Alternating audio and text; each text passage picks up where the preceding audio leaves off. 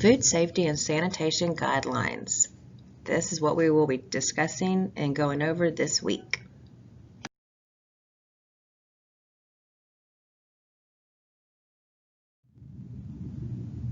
Personal hygiene is so very important.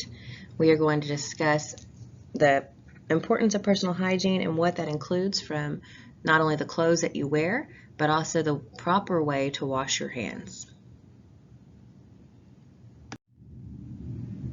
Appropriate work attire.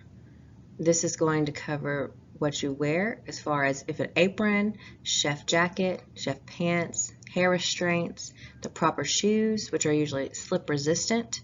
Aprons should always be clean and removed when leaving the food prep areas. That means if you must leave the food prep area to go to the restroom, you remove your apron first to avoid cross-contamination. Whatever's in the bathroom does not need to be on your apron. Your clothes should be clean, including chef coats and uniforms. That means you don't wear them one day and throw them across the table and then pick them back up and wear them the next day. They need to be washed in between uses.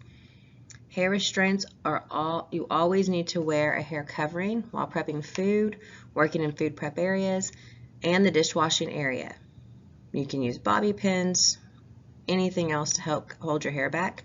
We do supply hair nets. If ever you do not have a ponytail holder and you need to pull your hair back, I can give you a rubber band. But hair must be all fit under a hairnet while we're in the kitchen. And shoes, in a lot of restaurants, they require you to have slip-resistant shoes. You can buy those at Walmart. You can buy them a lot of places, but I know Walmart sells them as well. They're recommended by the Office of Occupational Safety to prevent slips and falls. Now, you do not wear false nails. In our kitchen, I don't mind if you have false nails, fake nails, and you're wearing fingernail polish, as long as it's clean. I don't want anything growing up underneath your nail bed. And that's whether they're fake nails or regular nails. Please get all that gunk out from underneath your nails. Jewelry, nothing gaudy. You will take your rings and watches off before you enter our kitchen. And you'll leave them in the classroom along with your cell phones, which are not ever allowed in my kitchen. I don't mind if you wear dangling earrings as long as they're not in the way and they're not going to cause a problem if you're wearing a hairnet. So washing your hands was a thing long before the coronavirus, especially in the culinary industry. It is very important that you wash your hands before you eat or drink, before you handle raw meat, poultry, or seafood, before prepping food, and before putting on your gloves. In this classroom, you always put on your hairnet first, then you wash your hands, and then you put on your gloves. You should always wash your hands after cleaning tables or bussing dirty dishes, after handling chemicals, after handling money. Please don't put money in your mouth. That is so disgusting. After handling raw meat, poultry, or seafood. So if you realize you were supposed to wash your hands before you handle raw meat, poultry, and seafood, and after. Wash your hands after removing chewing gum with your fingers from your mouth, after sneezing, coughing, or using a tissue. Wash your hands after taking out garbage. Wash your hands after touching clothing or aprons. And wash your hands after touching your hair, face, or body. Antiseptics should never be used instead of washing hands. If you have a sink and soap and you have an opportunity to wash your hands, please wash your hands. Germ-X and such is great for you to use when you can't wash your hands with soap and water.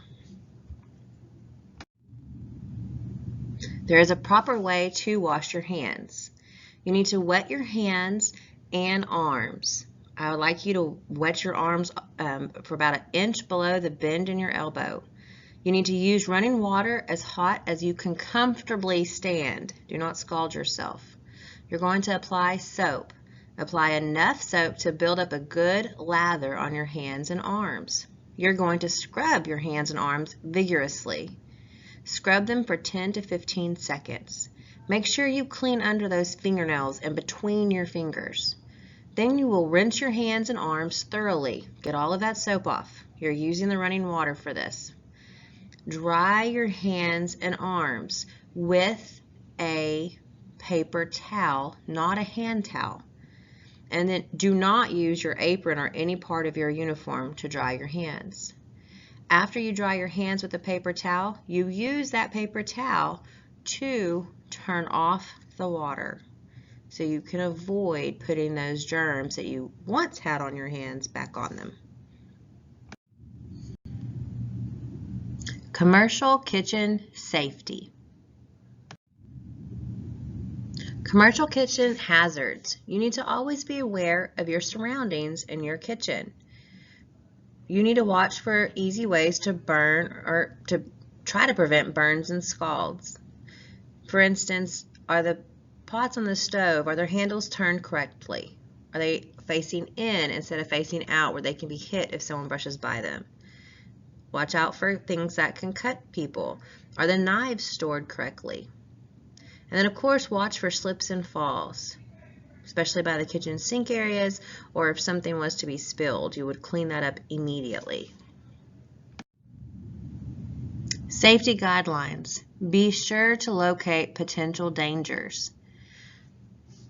Emergency exits and routes. Know how to exit our kitchen if they're in case of emergency. Hand washing stations, which every kitchen has a sink. You have 2 sinks. Those will have to be our hand washing stations. First aid kits, which we keep in the pantry.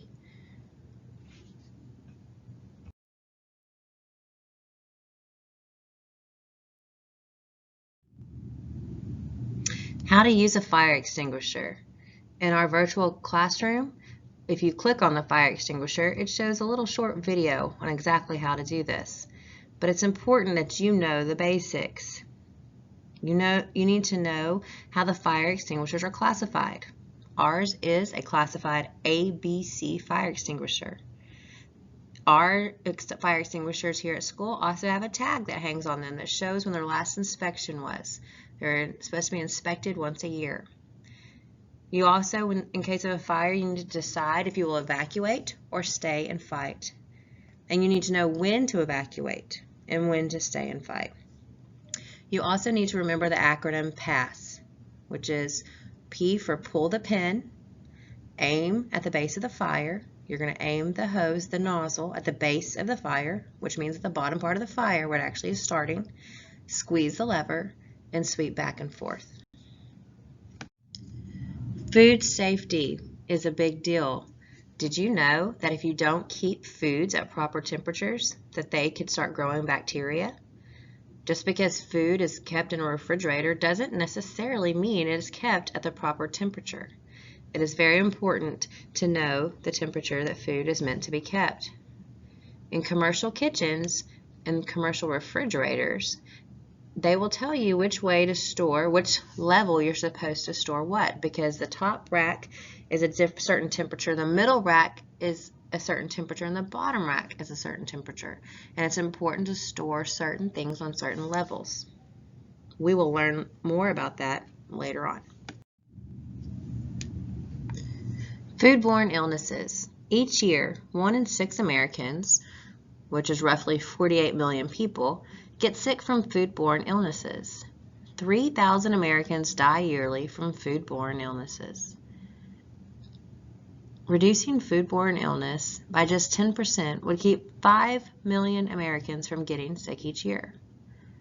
We can help lower these numbers by making sure we are handling the food properly. The illnesses may be mild, lasting just a day or two, or even severe enough to require hospitalization. In some cases, unfortunately, it can even result in death. Bacteria and viruses are the most common cause of food poisoning.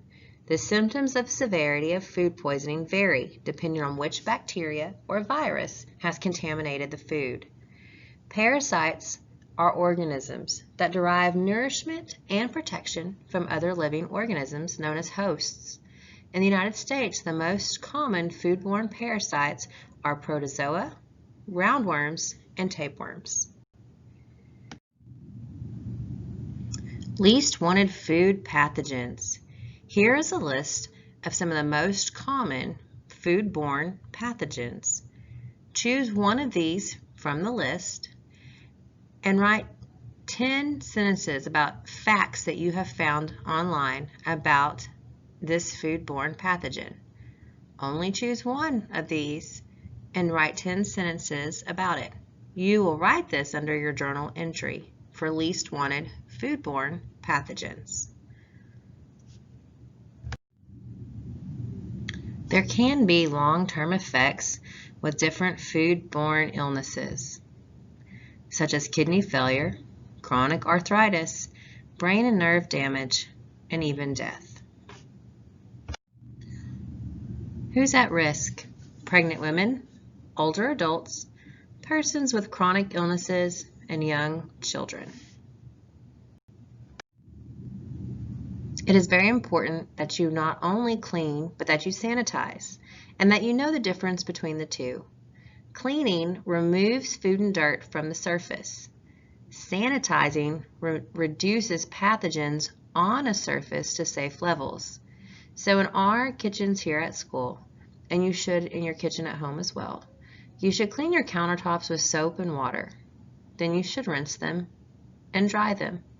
Then you spray them with your sanitizing agent.